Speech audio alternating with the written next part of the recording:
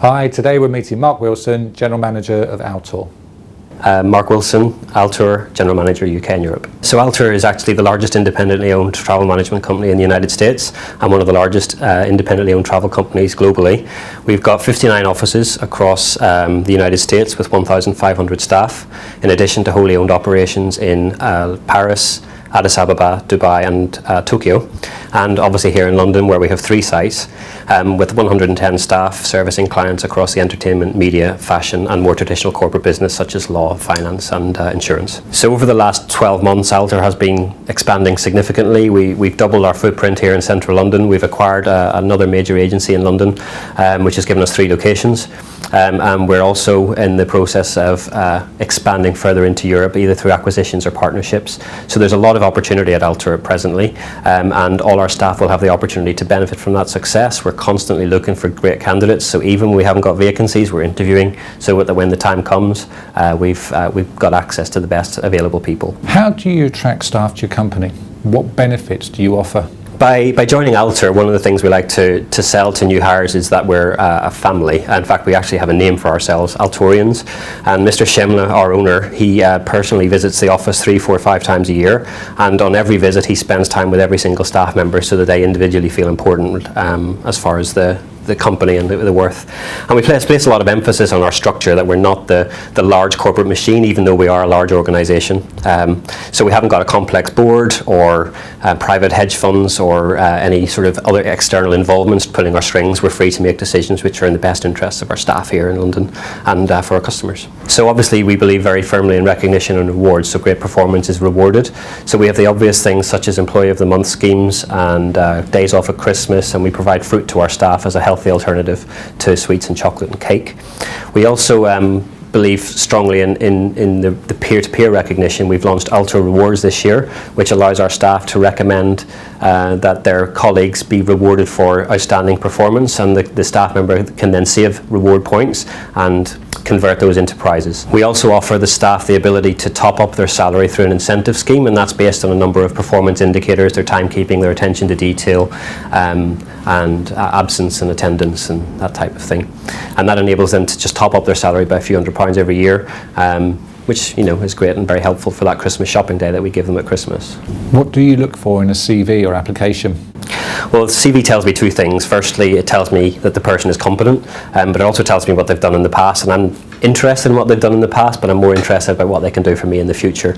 So I'm looking for a CV that shows progress, development, and a desire to challenge oneself throughout their career. How many people have you interviewed this past year? We've probably interviewed in excess of 30 or 35 people for different roles throughout the organisation, from frontline services to senior management, and we've probably hired around 12 to 15 staff throughout the course of 2015. Can you explain your interview process? So we have 2 very separate interview processes. For frontline client-facing staff, we start off with an aptitude test based around GDS formats and fair knowledge and other qualifications relevant to the function, and that then will lead on to an interview, which typically we know within an hour if a candidate is a right fit for ALTOUR. For more senior positions, it's a much more staged collaborative effort. Typically it starts off with a long list, and we do a number of 30-minute telephone interviews to take that long list down to a short list. Following that, then we do what we call a collaborative 360 feedback type session, where our staff and reporting line are involved in the selection. We get consultants and peer groups to participate and provide their feedback on the candidate. Where a client is involved and there are client sensitivities, typically this is where we also bring the client in to be part of the selection process before a more formal interview with myself, and then typically an executive team member or sometimes Alexander himself will become involved at the last stage before an offer is made. But regardless of the seniority of the role, what we're looking for is personality and individuality. At ALTOUR, entrepreneurial spirits are rewarded, and we're looking for people who can demonstrate that regardless of the level of the vacancy they've applied for. Can you tell us a little bit about your induction program for new starters? Sure, so we have an induction program that all staff go through, and typically the first day is around familiarisation, health and safety, and introduction to key team members. That's followed by around 2 weeks in what we call the classroom, where the skills relevant to the role are taught and client-specific information is passed on. At the end of that 2-week period, we do a quick examination to test that the candidate is retaining the information that we've given them over the last couple of weeks. Then they spend about 4 weeks with their team team leader or their operations manager.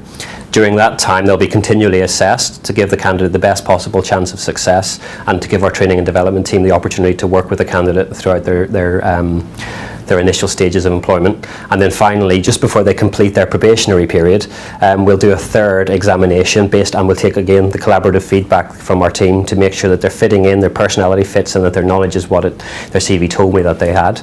And then we typically make them a full-time employee and pass them through their probationary period. How costly is it when the recruitment process goes wrong? It can be costly. Recruitment in itself is expensive, but it can also be incredibly damaging for our business.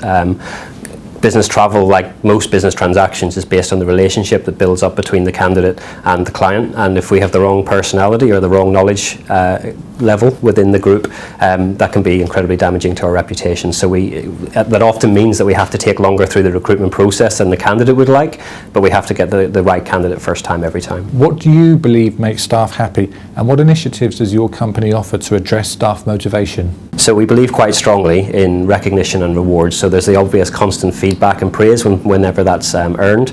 We also offer the standard benefits that you would expect, such as an Employee of the Month scheme where the employee can win a weekend at a hotel or a meal out. We also provide a number of other incentives. We have a monetary incentive scheme that rewards the staff member for their individual performance, and we also have a peer-to-peer recognition scheme that enables the candidate's colleagues to recommend or praise a candidate or an employee for the work that they've done, and they can then save those points and translate the points into a toaster or a carriage clock or other more interesting things. We also like to encourage the staff to be honest with us, so we often have focus sessions and roundtable meetings so that there's a real two-way communication taking place, and that allows us to have a very collaborative, functional, honest dialogue between the management and the staff at all times, and that makes for a great working environment. How do you value the environment as a retention or attraction tool? It's very, very important. When we moved into this new office last year, we spent a lot of time with our designers making sure that we had as much natural light in the open plan area as possible.